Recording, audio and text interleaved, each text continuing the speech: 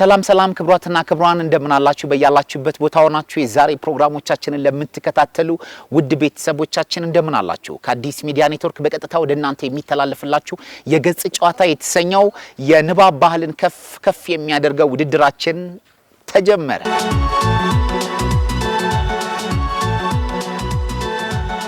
አንጋፋው ጸሐፊ የዓለማየሁ ገላጋይ ቤባንያ የተሰኘውን መጽሐፍ ለነዚህ ተወዳዳሪዎች ሰጠናቸው። እነሱ ማነበቡት። ዛሬ ጥያቄና መልስ አዘጋጀን እና ወደሚቀጥለው ዙር ማን ያልፋል የሚለውን በጋራ ለማየት የዛሬ ፕሮግራማችን ነው ጀምሯል። በውቡና በማራኪው እንጦጦ የዛሬ ፕሮግራማችን ቀጥሏል ማለት ነው። አዲስ አበባ ባህልና ቱሪዝም ቢሮ ከአዲስ ሚዲያ ኔትወርክ ጋር በመተባበር ያዘጋጀው የጥያቄና መልስ ውድድር ነው። እናንብብ።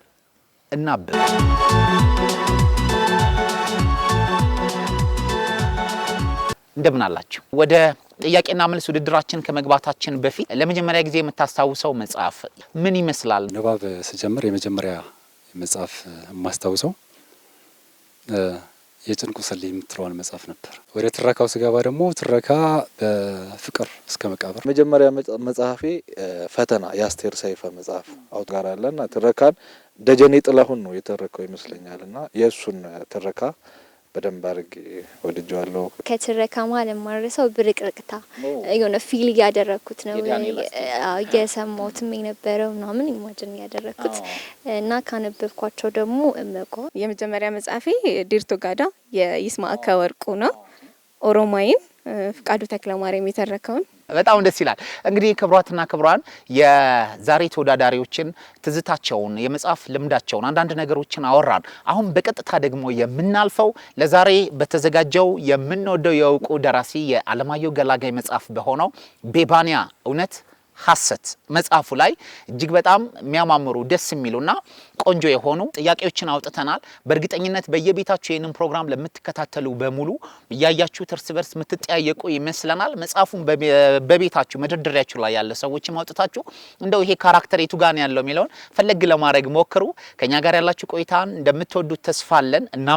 እናንብብ የአዲስ አበባ ባህልና ቱሪዝም ቢሮ ከአዲስ ሚዲያ ኔትወርክ ጋር በጋራ ያዘጋጀው ይህ የገጽ ጨዋታ ፕሮግራማችን ተጀመረ።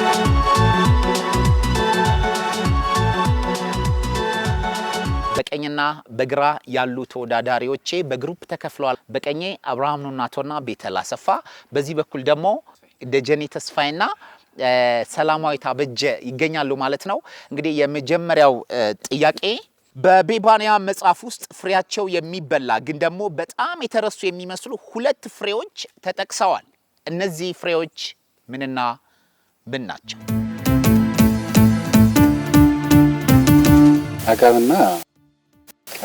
አጋምና ቀጋ በትክክል ተመልሷል።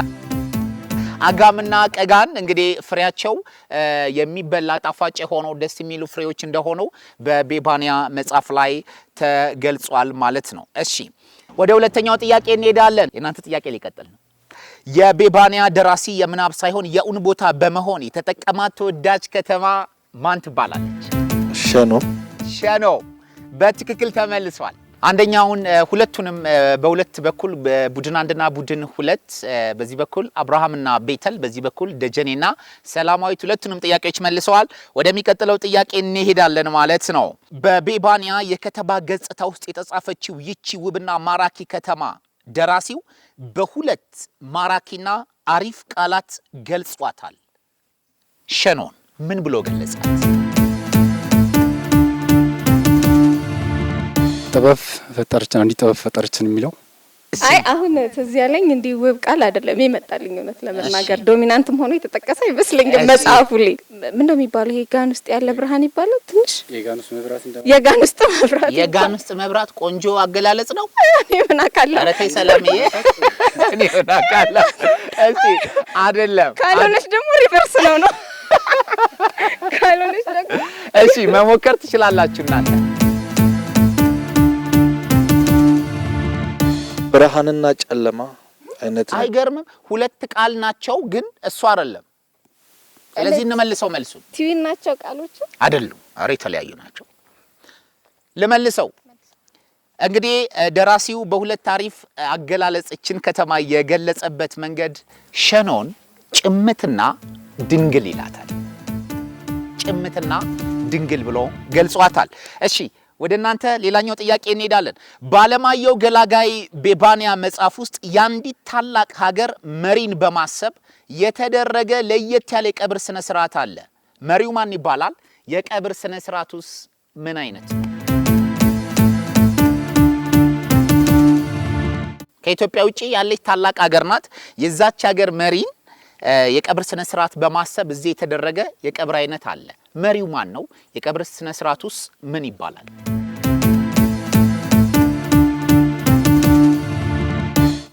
የቀብር ስነ ስርዓቱ ምንድን ነበር ሬሳ ማለት አርቲፊሻል ሬሳ ወይም የውሸት እንትን ተደርጎ ነው አይደለ ያ አዎ ግለጸው ምን ሬሳውን ለማስመሰል ምን ይጠቀማሉ ሬሳውን ለማስመሰል በጨርቅ ወይም ደግሞ በሆነ እንትን ብቻ አርቲፊሻል ሬሳ ይሰራና የትግራይ አካባቢ እናቶች ናቸው ብዙ ጊዜ እዛ አካባቢ ማህበረሰብ ያደርጉትና አንተ ጋር መተን ማልቀስ ስለማንችል እዚህ አይነት ነገር ምን ይደረጋል ያ ነገር በጨርቅ ወር በመናምን የሰሩት ነገር ምን ያደርጉታል ይቀበራል ግን ሲያም ያለው አይገርም ትክክል ነህ ትክክል ቆንጆ ሙከራ ስለሆነ ግማሽ ነጥብ ያሰጣል ትግራይ አካባቢ ነው ትክክል ነው እሺ የውጭስ መሪ ማን ይባላል ማንን መሪ የሱን ቀብር የትኛውን መሪ በማሰብ ነው ይሄንን ያደረጉት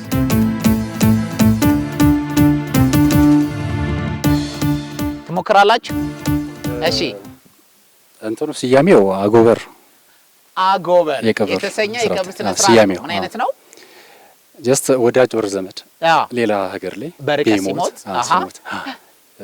አስከሬኑ ወር ደግሞ ሬሳው እዛ እንዳለ ሆኖ በጨርቅ ወር ደግሞ በሳጥን አድርገውት ምሳሌ ሰውለትና ያንን ይቀብሩታል የዛ የቀብር አጠራር ስሙ አጎበር ይባላል ይሄ ለየትኛው የውጭ ሀገር መሪ ነው የተካሄደው አሜሪካ ማን ነው መሪው ጆን ኤፍ ኬኔዲ በትክክል ተመልሷል ለአሜሪካው ፕሬዝዳንት ለጆን ኤፍ ኬኔዲ የተዘጋጀ ሲሆን ይህ የቀብር አይነት አጎበር ይባላል የሆነ ሰው በርቀት ሲሞትባችሁ ያንን ሰው ምሳሌ በማድረግ በሳጥን ወይም በእንጨት የምትሰሩትን ሬሳ እያለቀሳችሁለት አብረንህ ነን ሐዘንህ ተሰምቶናል ሲሉ ይቀብሩለታል ማለት ነው ሁለቱም ጥያቄዎች በሁለቱም ወገኖች ሁለቱም አልተመለሱም ስለዚህ ወደሚቀጥለው ጥያቄ እንሄዳለን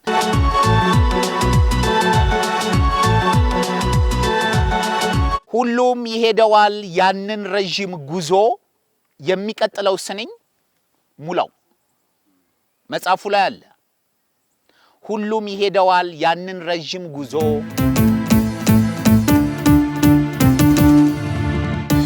ሁሉም ይሄደዋል ያንን ረጅም ጉዞ ሁሉም ይሄደዋል ያንን ረጅም ጉዞ የሌለው ባዶውን ያለው ስንቁን ይዞ አጀብ ይላሉ እኚህ ሰውዬ ማን ይባላሉ ጋሽ ይማም ይባላሉ እንግዲህ ተመልካቾቻችን አሁንም የገጽ ጨዋታችን እንደቀጠለ ነው የአዲስ አበባ ባህልና ቱሪዝም ቢሮ ከአዲስ ሚዲያ ኔትወርክ ጋር ያዘጋጀው ይህ የገጽ ጨዋታ አንባቢያንን ያበረታታል እናንብብ በማንበብ ማበብ የሚል መሪ ቃል አለው ስለዚህ በጋራ አብረን ቆይታ እናደርጋለን ማለት ነው ከኛ ጋር ቆይታ አድርጉ እናንብብ ይሄ ፕሮግራማችን የገጽ ጨዋታ ይሰኛል እንግዲህ የሸኖ ከተማ በይበልጥ በንግድ ልውውጥ ውስጥ ከፊት የምትቀመጥባቸው የንግድ መለያዎቿን ለንግድ የምታቀርባቸውን ዕቃዎች ጥቀስ ይላል። ምን ምን ይቀርባሉ ሸኖ ላይ? ሶስቱ ከተመለሰ በቂያችን ነው። የዴሪ ፕሮዳክቶች እንትን ወተት፣ ቅቤ። ወተት፣ ቅቤ። እሺ ቆንጆ። ስጋ፣ የቀንድ ከብቶች፣ የእርድ ከብቶች። በትክክል ሌላ መጨመር ትችላለህ? የቆዳና የተለያዩ ምርቶች። በትክክል የቀንድ ከብቶች፣ ቅቤ፣ ወተት፣ ማር፣ እህሎችና ጭኮ፣ ቆሎ እነዚህን የመሳሰሉት ሸኖ ከተማ የምታቀርባቸው እህል የምትታወቅባቸው የንግድ ልውውጥ የምታደርግባቸው ናቸው።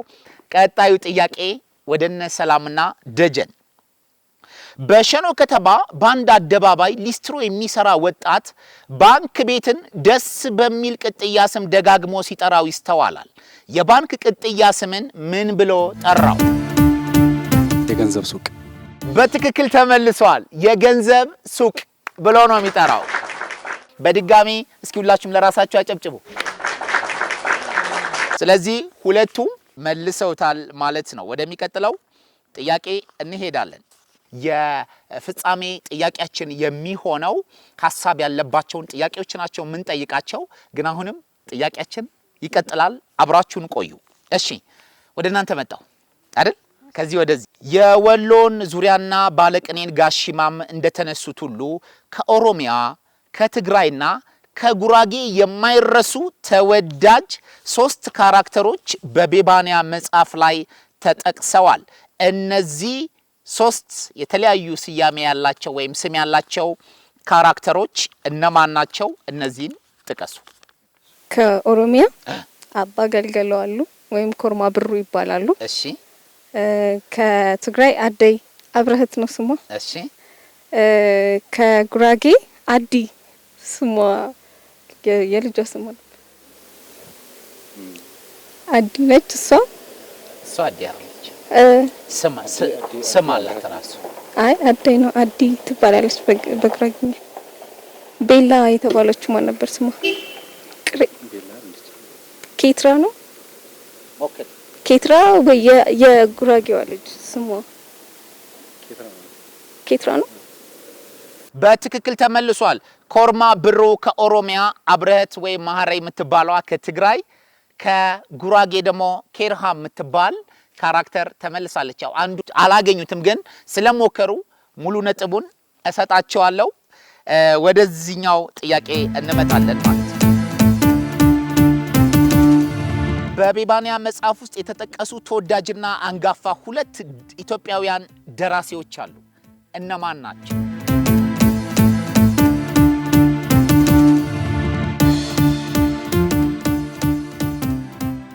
ከበደ ሚካኤልና ብላቴን ጌታ ህሩይ ወልደ ከበደ ሚካኤልና ብላቴን ጌታ ህሩይ ወልደ ስላሴ መጽሐፎቻቸው ምንና ምን በመባል ይታወቃሉ?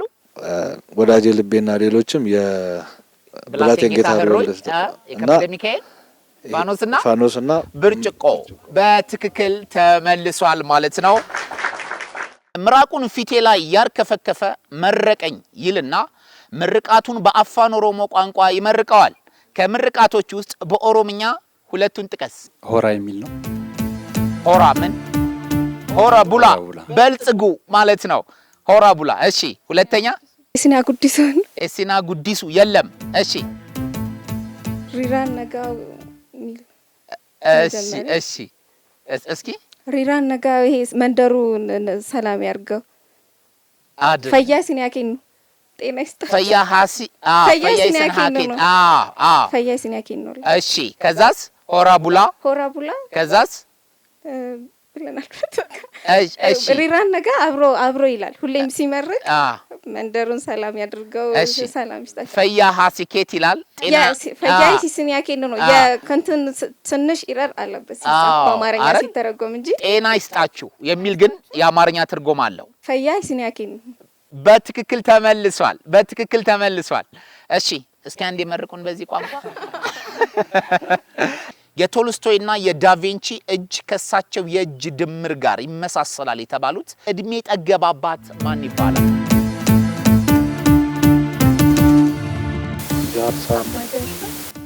አባ ጃርሳ በትክክል ተመልሷል። እንግዲህ ያላችሁት አዲስ ሚዲያ ኔትወርክ የአዲስ አበባ ባህልና ቱሪዝም ቢሮ ከአዲስ ሚዲያ ኔትወርክ ጋር በመተባበር ንባብን ከፍ ለማድረግ እናንብብ በሚል መሪ ቃል የገጽ ጨዋታ የተሰኘው ፕሮግራማችን አሁን እየቀጠለ ይገኛል ማለት ነው። አሁን ከዚህ በኋላ የምንጠይቀው ጥያቄ ደግሞ 3 ነጥብ የሚያሰጥ ነው። ምናልባት እነሱ ስተው እነሱ ከመለሱ ምናልባት በነጥብ በልጠው አሸናፊ ሊሆኑ ይችላሉ። በጥንቃቄ መመለስ፣ አስተውሎ መመለስና በደንብ ተነጋግሮ መመለስ ይጠይቃልና ይሄንን ጥያቄ ባስተውሎት እንድትመልሱ እንጠይቃለን። 3 ነጥብ ወደሚያሰጠው ደግሞ የመጀመሪያው ጥያቄያችን እንመጣለን። በማን የጀመርነው? በእናንተ ነው። እንቀጥላለን። አሁን አንድ ጣሊያናዊ የጦር መሪ በቤባንያ መጽሐፍ ላይ በሚገርም ድርጊቱ ተጽፏል። ምን ተብሎ ተጻፈ? ደጀኔና ሰላም። ሶላቶ ጣሊያን የሚለውን ስያሜ ነው የሰጡት አይደለም። አንድ ጣሊያናዊ ጀነራል ነው። ከሱ ጋር በተያያዘ በአንድ ደሴት ውስጥ አንድ አስገራሚ የሆነ ነገር አድርጓል። ይህ ድርጊቱ ምንድነው? ጥቂት ነገርኳችሁ። አጼ ኃይለ ሥላሴን ይሄ ምግብ በእንተ ስማ ለማርያም ተብሎ የሚሰጠው ምናምን ብሎ ይከለክላል። መሰጠት የለበትም ምናምን ብሎ ሲሄድ ራሱ ሽፍታዎች ይዘው የመጨረሻ ጥያቄ ነው። 3 ነጥብ ነው ያለው። መነጋገር ትችላላችሁ። ወደ ወረቀቴ ማየት ቤተል ሰላም። እሺ አያደጁ ሞከር የራሱን እንትን የገባበታው ይሞክራል። ከዛ በኋላ የህዝቡ አመጽ ሲያይልበት አይደለም ጀነራል ነው ያልኩት። አልተመለሰም ጥያቄው። እንግዲህ 3 ነጥብ የሚያሰጠውን ረዘም ያለ ደቂቃ ሰጠን። ሰላምና ደጀን ተመካከሩ አለን። አልመለሱትም። የጣሊያናዊ ጀነራል ናፖሊዮን ይባላል። በሂልጳ ወይም ደግሞ ሂልባ በምትባል ደሴት ላይ በነበረበት ጊዜ እጅግ ኮስታራ ቀብራራ ሰው ነበረ። ስለዚህ የደሴቷ አስተዳዳሪ ግን ሁሌ ዝቅ ብሎ ሰላም እንዲለው ይፈልግ ነበርና ዝቅ ብሎ ሰላም እንዲለው በመፈለግ የሚወጣበትና የሚገባበትን በር መውጫና መግቢያውን ዝቅ አድርጎ ሰራለት። እሱ ግን ዝቅ ብሎ ላለመሄድ ተንበርክኮ ይወጣና ይገባ ነበር የሚል ትርጉም አለው። ስለዚህ ናፖሊዮን ነው ኩራቱን የሚገልጽ ነው። በሂልጳ ደሴት ወደ አብርሃምና ቤቲ ጥያቄ እንሄዳለን። ልክ እንደነ ደጀንና ሰላም ጥያቄ ሁሉ አንድ ግሪካዊ ፈላስፋ በአንድ ድርጊቱ ቤባንያ መጽሐፍ ላይ ተጽፏል። ይህ ሰው ለየት ባለ ድርጊቱ ይታወቃል። ይህ ግሪካዊ ፈላስፋ ማን ነው? የግሪክ ሰው ነው፣ ግን በአንድ ድርጊቱ በብዛት ይታወቃል። ለየት ያለ ነገር ያደርጋል።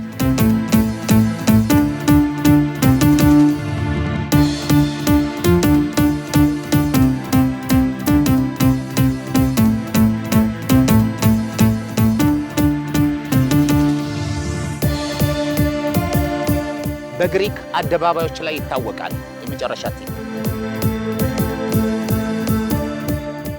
ያላችሁት አዲስ ሚዲያ ኔትወርክ የአዲስ አበባ ከተማ ባህልና ቱሪዝም ቢሮ ከአዲስ ሚዲያ ኔትወርክ ጋር ያዘጋጀው የገጽ ጨዋታ የተሰኘው ይህ ፕሮግራማችን እንደቀጠለ ነው።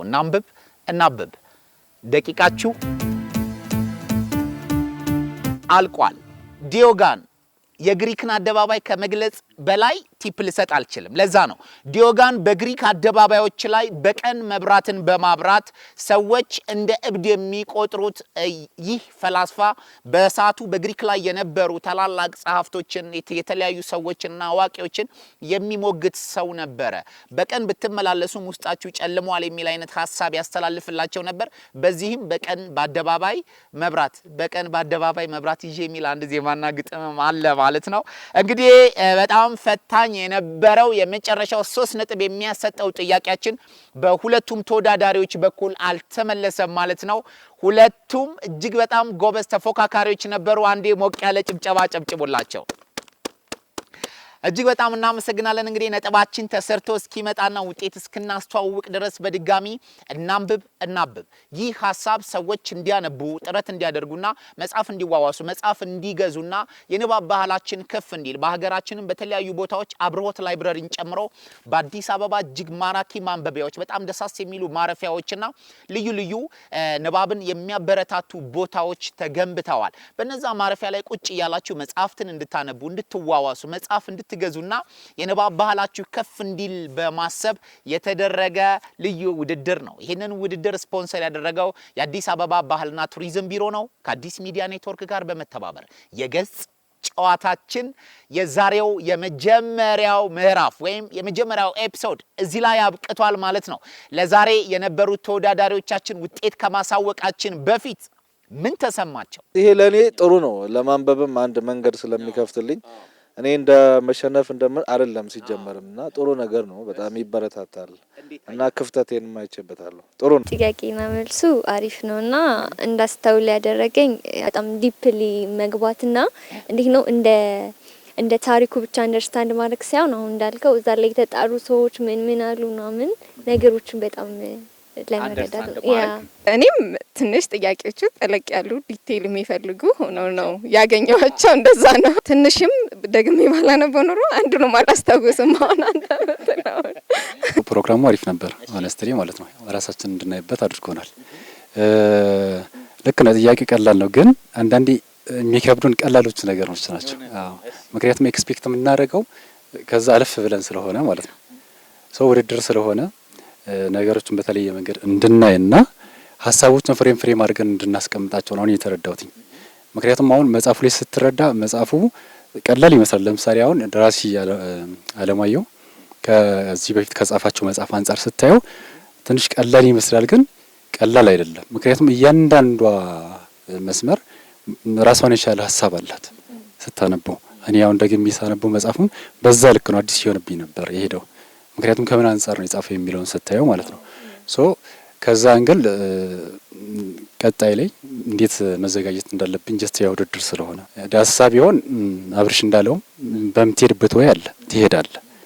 ግን ያው ውድድር ስለሆነ ራስን ታይበታለህ፣ እንዴት መዘጋጀት እንዳለብህም እዛ ልክ ትረዳለህና አሪፍ ነበር ቆይታው። አመሰግናለሁ። ክብራትና ክብሯን ከአዲስ ሚዲያ ኔትወርክ ለእናንተ የሚተላለፍላችሁ የገጽ ጨዋታ የተሰኘው ፕሮግራማችን የአዲስ አበባ ከተማ መስተዳድር ባህልና ቱሪዝም ቢሮ ከአዲስ ሚዲያ ኔትወርክ ጋር በመተባበር ያዘጋጀው ለገና የሚዘጋ ፕሮግራማችን ነው። እንግዲህ በዚህ ፕሮግራም ላይ መሳተፍ መወዳደር እፈልጋለሁ፣ በሚቀጥሉት ሲዝኖች አብሬያችሁ መጓዝ እፈልጋለሁ የምትሉ ይህንን ፕሮግራም የምትከታተሉ ተመልካቾቻችን በሙሉ በ0909 187575 በ0913 6932 14 አጫጭር የጽሁፍ መልእክቶችን በመላክ መወዳደር እፈልጋለሁ እያላችሁ ጽሁፍ አስቀምጡልን። ስልኮቹን ደግማቸዋለሁ 0909 187575 0913 6932 14 በእነዚህ ሁለት የስልክ ቁጥሮች አጭር የጽሁፍ መልእክት በማስቀመጥ ቀጣዩን ውድድር መወዳደር እፈልጋለሁ የምትሉ ሰዎች መልእክታችሁን ላኩልን። የምታነቡትን መጽሐፍ እንልክላችኋለን። እሱን ካነበባችሁ በኋላ ከኛ ጋር ቆይታ ታደርጋላችሁ ማለት ነው። እንደዚህ የዛሬው ፕሮግራማችን ይሄንን ይመስል ነበረ። እንግዲህ በስተቀኝ አብርሃም ኑናቶና ቤተል አሰፋ፣ በስተግራይ ደግሞ ደጀኔ ተስፋዬና ሰላማዊት አበጀ ቆይታ አድርገዋል ማለት ነው። ይህ ማራኪ ፕሮግራም የገጽ ጨዋታ ይሰኛል።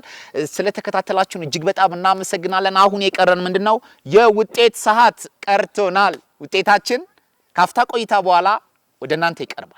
ክብሯትና ክብሯን በተወዳጁ ደራሲ አለማየሁ ገላጋይ ቤባንያ በተሰኘው አዲሱ እውነት ሐሰት መጽሐፉ ላይ በተመረኮዘ ያወጣነው ጥያቄና መልስ ውድድራችን እንግዲህ ለዛሬ ሁለት ተወዳዳሪዎችን በሁለት ግሩፕ ይዞ መጥቶ ነበረ። ደጀኔ ተስፋዬና ሰላማዊት አበጀ፣ አብርሃም ኑናቶና ቤተል አሰፋ በጋራ ከኛ ጋር ውድድራቸውን አደረጉ።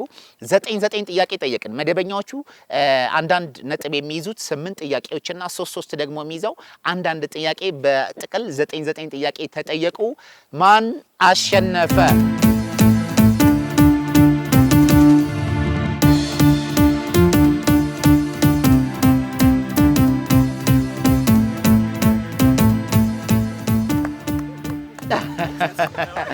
እጅግ በጣም እናመሰግናለን። ደጀኔ ተስፋዬና ሰላማዊት አበጀ ከ9 ጥያቄዎች 5ቱን በመመለስ አንደኛ ወጥተው ወደ ቀጣዩ ዙር ሲያልፉ፣ አብርሃም ኑናቶና ቤተል አሰፋ ደግሞ 4.5 ግማሽ ለነሱም ይጨበጨባል። በጣም ጎበዝ ተወዳዳሪዎች ነበሩ።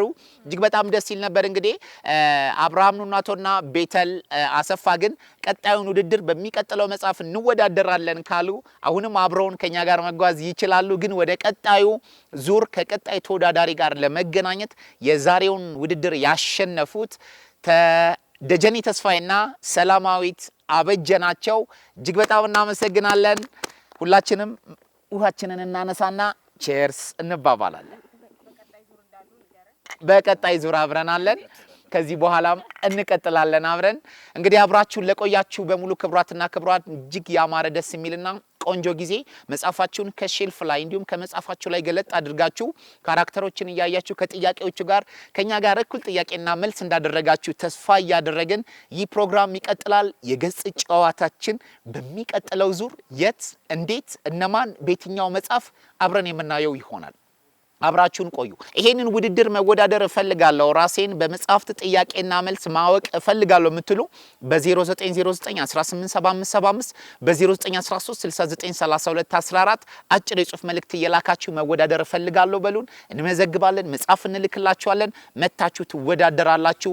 ካለፋችሁ ዳጎስ ያለ ሽልማት ወደ እጃችሁ ይገባል ማለት ነው። እስካሁን ድረስ ፕሮግራሙን ስመራ ከናንተ ጋር ቆይታ ያደረኩት ቢኒያም ከተማ፣ የዛሬ እንግዶቼ ደግሞ በስተግራዬ ደጀኔ ተስፋዬና ሰላማዊት አበጀ፣ በስተቀኝ ደግሞ አብርሃም ኑናቶና ቤተል አሰፋ ነበሩ። ለነበራችሁ ጊዜ እጅግ በጣም አመሰግናለሁ። እግዚአብሔር ያክብርልኝ። ጎበዝ ተወዳዳሪዎች ናችሁ። በርቱ። በሚቀጥለው ግን እልህ ይዟችሁ እንወዳደራለን ካላችሁ ቤታችንም መድረካችንም ለናንተ ክፍት ነው። ስለዚህ እናንብብ። በማንበብ ማበብ የገጽ ጨዋታችን በዚህ ተጠናቀቀ። መልካም ጊዜ ይሁንላችሁ። አመሰግናለሁ።